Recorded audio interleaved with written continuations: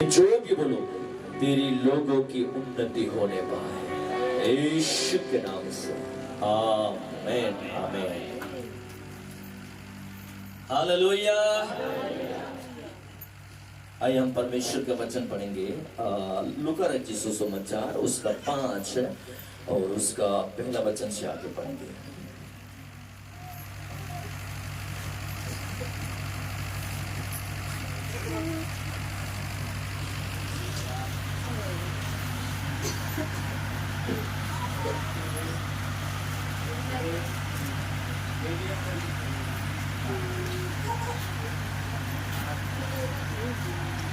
हाँ, झील के किनारे 2 नावें लगी हुई देखी और मछुए उन पर से उतरकर जाल धो रहे थे। हाँ, उन नाव में से एक को जो समुद्र की थी चढ़कर उसने उससे विनती की कि किनारे से थोड़ा हटा ले चले। नारे से थोड़ा हटा ले किनारे से। तब वो बैठकर लोगों को नाव पर से उपदेश देने लगा। हाँ, जब वो बातें कर चुका तो समुद्र से कहा, हाँ, गहरे में ले चल और मछलियां पकड़ने के लिए अपने जाल डालो। हाँ, समुद्र ने उसको उत्तर दिया, हे स्वामी, हमने सारी रात मेहनत की है और कुछ न पकड़ा, तो भी तेरे कहने से जाल डालूंगा। तेरे कहने से जाल डालूंगा। जब उन्होंने ऐसा किया बहुत मछलियां घेर लाए, बहुत मछलियां पकड़ लिया। Hallelujah hallelujah hallelujah. परमेश्वर की वचन में आज मैं कहना चाहता हूँ मेरे प्रियो, आज मैं थोड़ा जो प्रभु करेगा तो चमत्कार के लिए प्रार्थना करेंगे, चंगाई के लिए, लेकिन कुछ सिखाना चाहता हूँ। ऐसे में थोड़ा मुझे नींद भी आ रही है क्योंकि मैं पूरे कितने दिनों तक मैंने प्रचार किया है, सोया नहीं हूँ। हालेलुया। कल रात को ही मीटिंग मेरा नहीं था तो मैंने सोचा सो जाऊं, लेकिन वो अमेरिका वाला घर पे था ना, वो 12 बजे तक बात करता रहा। अमेरिका में रात को उज्ज्वला होता है, हम तो दिन को रात होती है, इसलिए हम रात को नींद नहीं आती। तो मैं क्या करूं? वो मुझसे बात कर रहा है 12 बजे तक। मैं बोला मुझे सुबह में जाना है तो सो जाना है। बच्चे को जैसे सुलाते हैं, पास्टर को सुला के मैं सोने गया। हालेलुया। तो थोड़ा मुझे नींद जैसा कमजोरी है, लेकिन आज परमेश्वर हमारे बीच में कुछ काम करने जा रहा है। हालेलुया। क्योंकि मैंने बहुत दिनों से हर रात प्रचार किया है, हर रात को।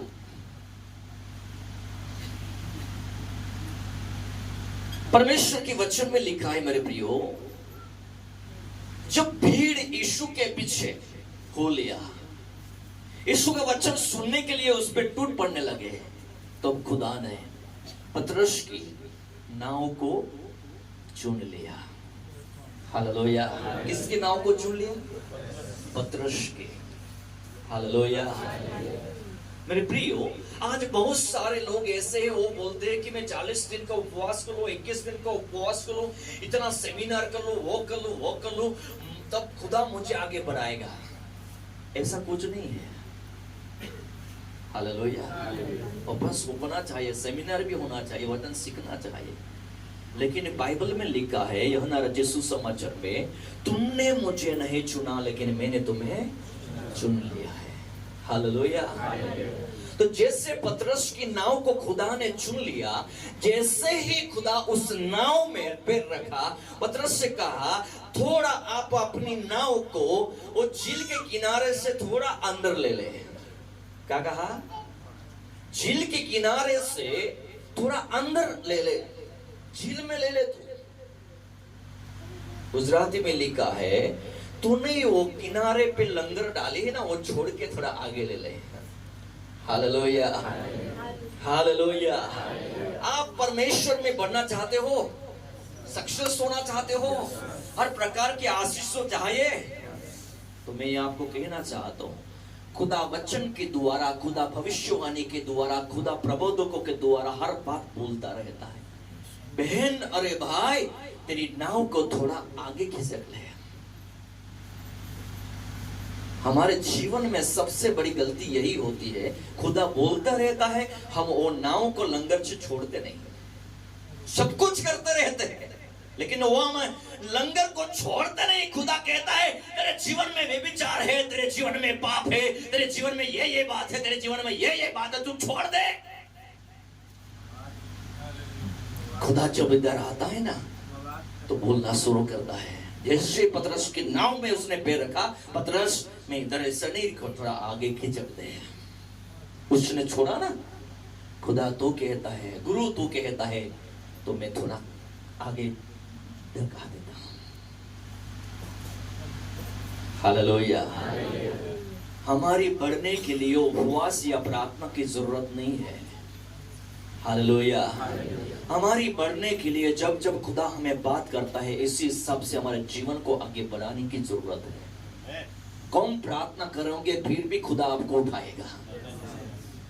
लेकिन हम पूरी रात दिन, एक दिन हमारे उधर कुछ लोग आए और बोलने लगे, पास्टर जी हम कितना 21 दिन उपवास करें, क्या करें। हमें किसी पास्टर को प्रार्थना के लिए बोला, तो पास्टर ने बोला है कि तुम्हारे घर पे, तुम्हारे जीवन में जादू टोना कर रखा है, आप उपवास प्रार्थना करते रहना, आप चंगे हो जाए, ऐसा किया है, आप क्या बोलते हो। मैंने पूछा कौन सा पास्टर था, बोलते खरा।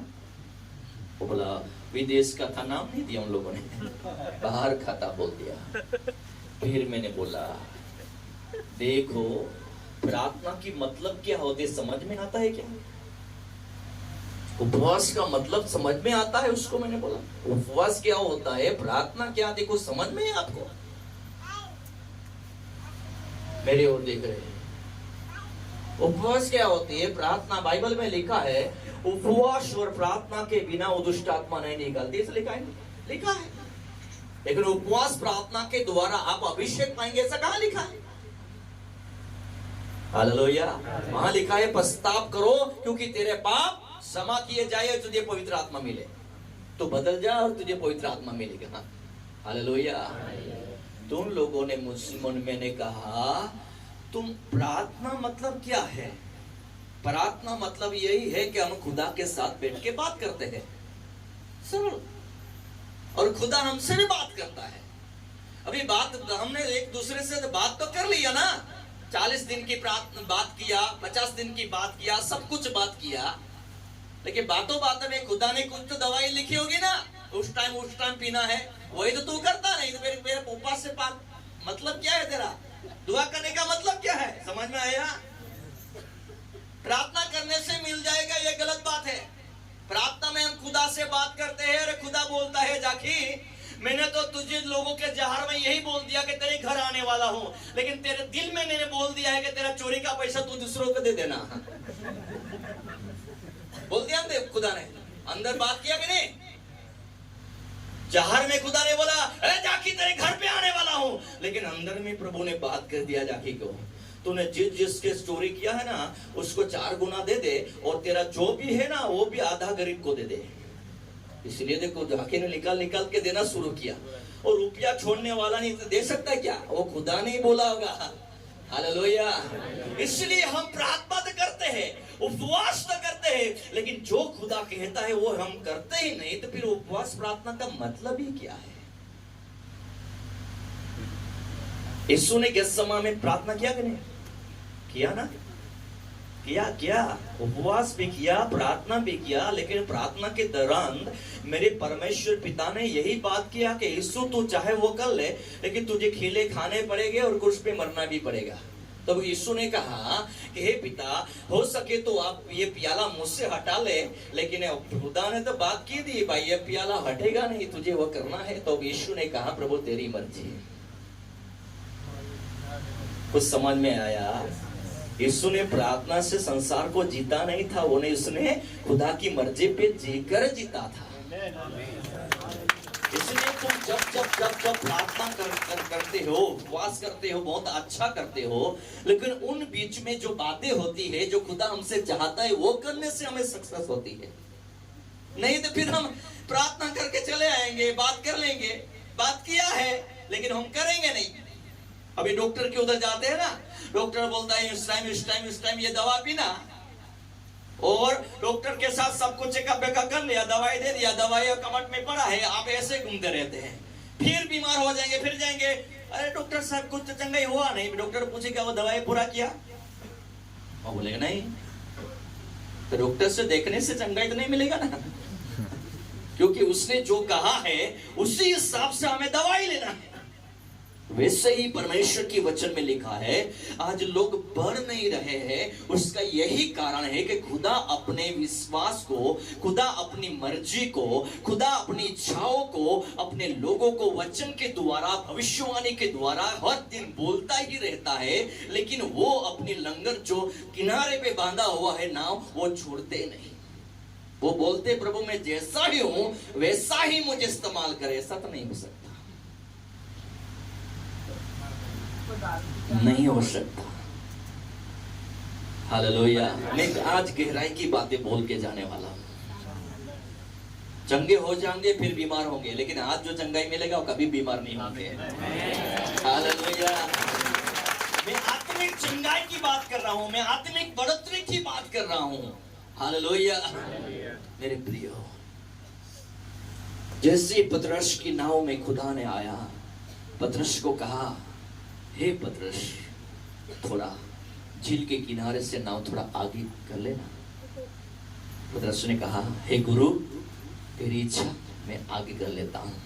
जैसे ही पतरस ने अपनी नाव को प्रभु की इच्छा में हंकार दिया, आगे बढ़ा दिया, खुदा ने उस नाव में बैठ के लोगों को क्या किया?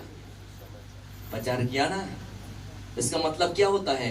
खुदा ने उस पतरस की नाव पे होके परमेश्वर ने अपना वचन प्रचार किया। खुदा हमें उपयोग करना चालू करेगा। नाव को उपयोग किया ना। हाँ, आप चाहते खुदा मुझे उपयोग कर ले, उपयोग कर ले, मुझे वरदान दे दे, मुझे इस्तेमाल कर, पूरी दुनिया में इस्तेमाल कर। प्रभु भी चाहता है तुझे इस्तेमाल करने, लेकिन तू तो बोलता है लेकिन करता नहीं ना। सच है ना?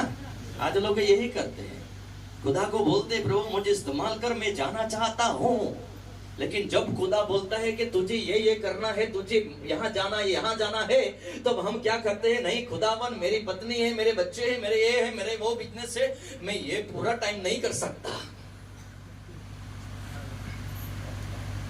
और हम पीछे रह जाते हैं। हालेलुया। मैंने पिछले दिनों में लोगों को सिखाया, हमारी ग्रोथ बोर्ड बनना चाहिए कि नहीं? अभी मैं कहना चाहता हूं, किसी बहन को बच्चा हुआ, वो तुरंत जन्म लेने के बाद 1 घंटे में अपनी मां को पहचानता है क्या?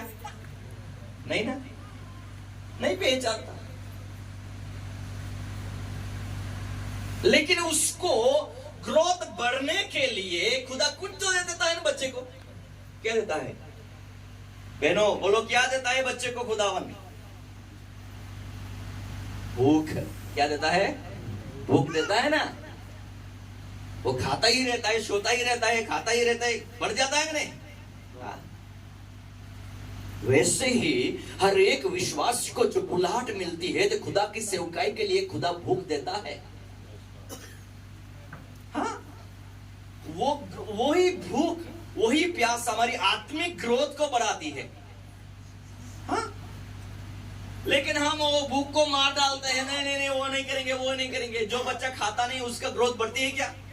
माँ चिंता करती है, माँ रोती है, खाता नहीं, पास्टर जी दुआ करना, वो बढ़ नहीं रहा है, दुआ करना, माँ टेंशन में आ जाती है। वैसे खुदावन हमें अपने आप को परमेश्वर के लिए चुन लिया है, और एक भूख, एक प्यास देता है, वो बुलाहट देता है, ये कि परमेश्वर की ओर से कुछ न कुछ बोल के हमें आगे बढ़ाने के चाहता है। लेकिन हम अपने नाव को संसार के साथ बांध के रखा है ना, वो छोड़ते ही नहीं। फिर जब दूसरे लोग आगे बढ़ जाते हैं, दूसरे लोग परमेश्वर में आगे बढ़ते हैं, उसका बड़ा बड़ा मीटिंग होता है, आशीष होते हैं, तो सारे पास्टर मिलके जलन करते रहते हैं, जलते रहते हैं ना, एक दूसरे की बुराई करते रहते हैं। अभी लास्ट मीटिंग मैंने किया यहां आने से सोमवार को रात को, देखो बहुत सारे पास्टर आए मेरे प्रियो। तो मैंने सुना है वो मीटिंग में आने वाले भी थे, उसमें से भी कोई पास्टर बोल रहे थे हमको भी थोड़ा प्रचार दे देना।